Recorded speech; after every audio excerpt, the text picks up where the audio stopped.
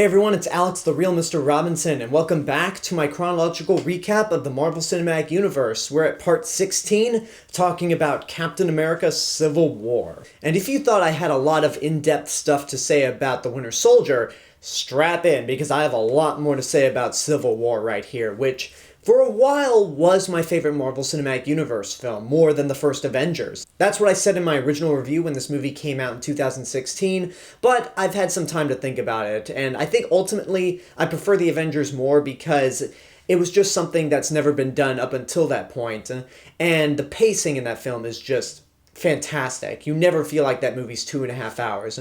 Whereas this movie, you definitely feel the length. It is long, but it's definitely a more well-made film and a more complex one. It's probably the most complex comic book movie since The Dark Knight, in my opinion, where it's just so well made and brings up a lot of themes that makes it a lot more adult than a lot of other comic book movies out there. I'm not saying that movies like Guardians of the Galaxy, Spider-Man, or The Avengers are more geared towards kids, but Captain America Civil War is a movie that really makes you question a lot of ideals. Because the original comic Civil War revolved around secret identities. That was the main drive of the book, but in this universe, nobody has a secret identity, well, except for Spider-Man. So the whole debate between the Avengers is whether they should be allowed to go freely and save the world, because they've committed a lot of collateral damage, especially with Avengers Age of Ultron. And before this movie came out, there was a big marketing campaign of Team Cap or Team Iron Man.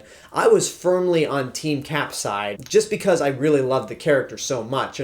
But the beauty about Captain America Civil War is that you're going to be caught between both sides. When you hear arguments from the other side on why the Accords are a good thing, you start to understand, and it really makes it hard to pick a side. In terms of where everyone lands on the Accords issue, you have Steve Rogers, who's against the Accords because he's been screwed over by the government, and he knows that agendas can change, and he feels like if the Avengers stay independent, then that's the best way they'll operate. Tony is for the Accords because they've caused a lot of damage, especially him, if anybody should be put in check, it is Tony Stark, because he is the one that created Ultron that kicked off this entire event. And that's also one of the reasons why I think Ultron is a great villain, because he had lasting power throughout the rest of the franchise. But Tony feels like if the Avengers will be put in check, there's less collateral damage. Plus, he's also hopeful that it'll reduce his time as Iron Man so he can spend more time with Pepper Potts and they can stop being separated. Sam Wilson is against the Accords with Steve because he's been a witness to how the government can be corrupted. And you'd think Natasha Romanoff would be against the Accords as well, but she's for them because she can see both sides and realize that if we sign the Accords, then we at least are in kind of control. We have one hand on the wheel, and given the fact that we've made a lot of mistakes, especially with the big Hulkbuster fight in Age of Ultron, we need to win the public's trust back. And because of the events of Captain America the Winter Soldier, you'd think Natasha would be against the Accords, so that's a nice twist to make her for the Accords. Then you have Rhodey, who trusts the government fully. He's for the Accords, and plus he's Tony Stark's best friend. Vision is for the Accords because he feels like it's the right thing to do for the collective good. Wanda, unfortunately, doesn't have much of a say because she was responsible for an incident that really pushed the Accords forward. Near the beginning of the movie, the Avengers are on a secret mission to try to take out a remaining Hydra agent, Brock Rumlow, from the Winter Soldier. And at a point where Brock Rumlow is about to commit suicide and detonate a strap of bombs to himself, Wanda's able to contain the bombs with her magic, hoist him up into the air, but unfortunately the explosion damages a nearby building and kills a couple people, including some Wakandan residents. So because of that incident, she really doesn't have much of a say on where she stands. Even though she does eventually side with Captain America, she doesn't get much of a choice. So you can see with those arguments that it's really hard to pick a side, because one side will present a very valid argument on why the Accords are a good idea, and then you'll hear a very good counter argument to why the Accords are a bad idea. So It's just a very complex movie in that field. And even though this movie does revolve around the Avengers, what also works really well is that it is, at its core, a Captain America story. The whole movie revolves around the Winter Soldier, and he's one of the reasons why the Accords are really put into check, is because of what he's done. And it makes Steve Rogers that much more dedicated to saving his friend, and pretty much bring him back from being a Hydra weapon, even if it means that Steve Rogers has to break the law and become a criminal. And in terms of Tony Stark, this is probably the most sympathetic the character has ever been since the first Iron Man. In Iron Man 3, he did have some sympathetic moments, but in Iron Man 2 and the other two Avengers movies, he was pretty much the jokester. He was the guy that had a lot of great quirky one-liners that were funny, but he didn't really take everything all that seriously. And Civil War is the point where Tony Stark becomes a lot more humble and is willing to try to do the right thing more and take matters into his own hands. The supporting cast is great as well. You get to see a lot more depth with Natasha Romanoff and where she stands with the Accords. You get to see a little more development with Wanda Maximoff and the Vision, played once again by Elizabeth Olsen and Paul Bettany. And there are a few very good moments in here where they start to build a romance that's believable. You start to like these characters a lot more, and things get really tension-filled when the Accords really come into play and you realize that they're on opposite sides. It's just great to see that this movie managed to give a little more depth to both these characters, and I can't wait to see what the show WandaVision will have to offer on Disney+. Hate that title, but I'm excited for that show. There are some new players to this movie. One of them is T'Challa, aka the Black Panther, played by Chadwick Boseman. And in terms of where he stands, he is not about the Accords at all. He is not a member of the Avengers. He doesn't care for the Accords. But his whole mission throughout this movie is to try to kill Bucky Barnes, after Bucky's been framed for a massive explosion at the Accord signing, where one of the victims was T'Challa's father, King T'Chaka. And in a way, this movie works as a fantastic Black Panther origin story, because we get to see why he becomes the Black Panther, we get to see his motivation on why he's actually involved in the story, and it never feels like a side plot at all. He plays a very vital role. And it's a character that would be further expanded in his own movie, which we'll get to very, very soon. Then you also have Tom Holland as Spider-Man, the first appearance of Spider-Man in the Marvel Cinematic Universe. And even though the original Civil War storyline revolved heavily around Spider-Man, he doesn't really play that much of a vital role in this film. He's in it more than you would originally think, and he's very good in what he's in, but he doesn't really have a big stake in this story. He's just there to provide backup for Tony Stark once we get to the big action scene at the airport. And the same thing goes for Scott Lang. He's just brought in as additional backup for the other side during the big airport fight. Now, if you've been wondering throughout this entire series of reviews why I keep referring to these heroes on a first-name basis and not their superhero names, it's solely because of this movie. What this movie does is make these characters feel very human, very relatable, to the point where I don't need to call them by Captain America, Iron Man, Black Widow, Scarlet Witch, Black Panther, Spider-Man, and yada yada yada yada. They've become so human that I address these characters by their actual names. Steve Rogers, Tony Stark, Natasha Romanoff, Wanda Maximoff, Sam Wilson, James Rhodes. You get the idea. So that's another testament to this movie, that it can do a lot of great comic book moments, but it has a lot of heart and humanity to it. And even though this movie is very complex, it's not without its fun moments. The big highlight of the film in terms of action scenes is the airport battle. Back then, it was my favorite and often regarded as the single best action scene in a comic book movie. Just bringing these 12 heroes together, 6 on both sides, and just making it a spectacular free-for-all.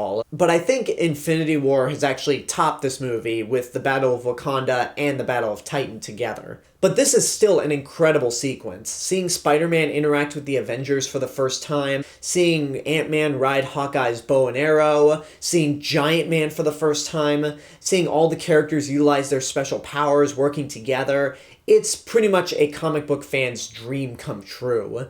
And it's a jaw-dropping action sequence. Now, there is a villain in the movie, but he's more of a background villain, and honestly, this is also a character that needs to get more recognition in the MCU, because the villain in this movie is Zemo, played by Daniel Brühl, And he's not somebody who wants to take over the world. He, throughout this entire movie, is taking part in events that kind of escalate the Accords and cause trouble for everyone else. Because he's a character who is Sokovian, and his family died at the hands of the Avengers during all the collateral damage when they were trying to stop Ultron. And he's even acknowledged that bigger and more powerful beings have tried to kill the Avengers and couldn't. So his idea is to pretty much get the Avengers to turn on each other. And the way he does it, with the reveal that the Winter Soldier killed Tony's parents, is haunting. A lot of his actions leading up to this moment may have just been pure luck, but you understand why he's doing what he's doing. And it also plays into the film's theme of revenge, where Zemo wants to get revenge on the Avengers for the death of his family, T'Challa wants to get revenge on Bucky for the death of his father, and during that big revelation, Tony wants to get revenge against Bucky for the death of his parents, which were actually accurate, to the point where it's just consumed him. The big final battle between Tony Stark, Steve Rogers, and Bucky is not as grand or as creative as the airport fight, but what it has is more emotion. This is a situation where there's no talking out of it. Tony Stark's emotions have gotten the better of him. He is not going to stop until Bucky Barnes is dead. But Steve Rogers will not allow that. And you really can't pick a side on who's right, because on one hand, Steve Rogers kept the truth from Tony Stark, which is kind of a dick move. So you can't really be on Cap's side, and you understand why Tony wants to kill Bucky. But at the same time, Steve Rogers knows that Bucky was mind-controlled by Hydra, and Bucky remembers everyone that he's killed and feels terrible about it. And during the big final battle, when Zemo and T'Challa have a conversation, and Zemo pretty much breaks down his entire reasoning, it's eye-opening. You really understand it, and that's the point when T'Challa realizes that vengeance consumed Zemo. Vengeance also consumed the Avengers, and it's consumed T'Challa to a point where he almost murdered the wrong person. So he is done being consumed by vengeance, and he doesn't kill Zemo. He just turns him into the United Nations so that they can deal with him. But that doesn't stop the Avengers from pretty much crumbling from the inside. And this is the ultimate point in the movie where I seriously take heavy issue with people saying this movie has no consequences and that we just did a full circle. This is a movie where nobody has died in terms of any of the Avengers, but no one's ever the same. Steve and Tony's relationship is crumbled. Steve Rogers has to abandon the identity of Captain America because he can't go around wielding that shield that Howard Stark made for him, who was killed by Steve's best friend, Bucky. Tony himself lost his friend. He's separated from Pepper. A lot of the Avengers are imprisoned. Sam Wilson, Wanda Maximoff, Clint Barton, Scott Lang. Even though Natasha was originally for the Accords, she betrayed Tony's side and herself has become a criminal. Vision, who was supposed to not have any kind of human error whatsoever, accidentally shot down James Rhodes during the airport battle, leaving Rhodes to be paralyzed from the waist down and can only walk via technology. T'Challa lost his father because of this entire event and now has to take on the mantle of King of Wakanda. The only character who manages to walk away from this movie without any negative repercussions is Peter Parker. The only thing he gets out of it is a really badass Spider-Man suit, and that's it. Everyone else has been affected by this movie in a very negative light, and much like with The Winter Soldier, it's shifted things for the rest of the series to follow. This is a perfect movie for me. I still love the Avengers more, but this is definitely more well made, it's more complex, the action scenes are phenomenal, there is high stakes, the characters are fantastic, it does a great job at setting up new characters, like with Black Panther and Spider-Man. The score by Henry Jackman's great once again, and it just has a fantastic closing monologue by Steve Rogers, which really kind of emphasizes why I love this character so much. Tony, I'm glad you're back at the compound. I don't like the idea of you rattling around a mansion by yourself. We all need family. The Avengers are yours. Maybe more so than mine. I've been on my own since I was 18. Never really fit in anywhere, even in the army. My fate's in people, I guess. Individuals. And I'm happy to say that, for the most part, they haven't let me down. Which is why I can't let them down either. Locks can be replaced, but maybe they shouldn't. I know I hurt you, Tony. I guess I thought by not telling you about your parents, I was sparing you. But I can see now that I was really sparing myself, and I'm sorry. Hopefully one day you can understand. I wish we agreed on the accords. I really do. I know you're doing what you believe in, and that's all that any of us can do. That's all any of us should. So no matter what, I promise you, if you need us, if you need me, I'll be there. Steve Rogers is a character that will stand by his beliefs. He believes in individuals, and even if there are people that don't trust him anymore, he will not turn his back on them. So that's why I really admire this character a lot. And with that said, this movie is damn near perfect. Get off your ass and go see it right now. There is a reason why this is in my top 40 of favorite movies of all time. I absolutely adore Captain America Civil War. Now let's talk about the Stan Lee cameo. I mentioned that in my recap for Guardians of the Galaxy Volume 2, we learned that Stan Lee is a Watcher informant, which explains why he keeps popping up everywhere.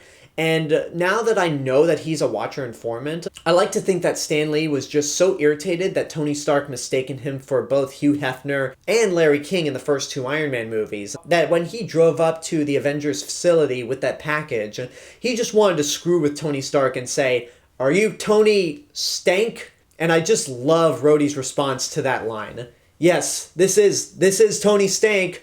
You're in the right place. Thank you for that.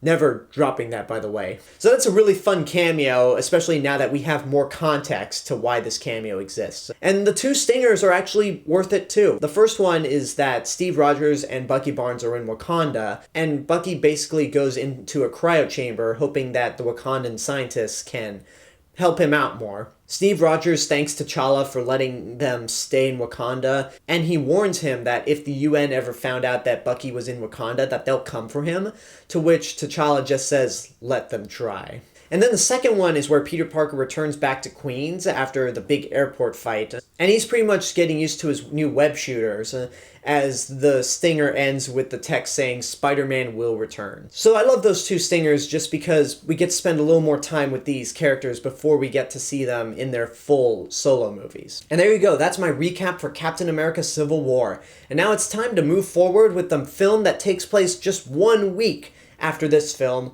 Black Panther. Hopefully that review won't be as long as this one because this movie is still relatively new and fresh in my mind. So first I want to hear what your guys' thoughts are on Captain America Civil War. Do you agree with a lot of the aspects that I'm saying? Do you not like this movie at all? What were your opinions on it when you first saw it versus now? Let me know in the comments below. And until next time, I hope you enjoyed this video. Don't forget to subscribe to the channel, give this video a like, and of course leave a comment. Don't forget to support my Patreon page, follow me on social media, and until next time, this is the Real Mr. Robinson telling you there's only one.